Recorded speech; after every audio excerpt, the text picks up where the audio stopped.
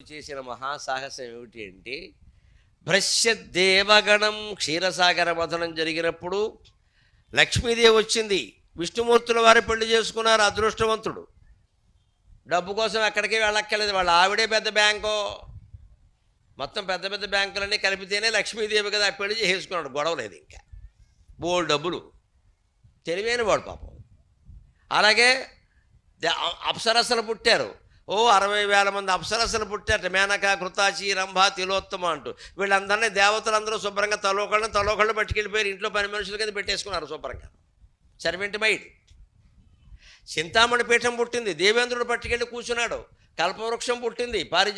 దేవేంద్రుడు దొడ్లో పెరట్లో నాటేశారు. కామధేనువు పుట్టింది. వశిష్ఠ మహర్షికి ఇచ్చారు. చంద్రుడు పుట్టాడు. ఆకాశానికి ఇచ్చారు. అన్ని గొప్ప గొప్ప వస్తువులన్నీ అందరికీ ఇచ్చారండి. విషం పుట్టినప్పుడు మాత్రం ఎవరో దొరకల. శివుడికి ఫోన్ చేశారండి. లోకుమొగుడికి నౌకల్జావని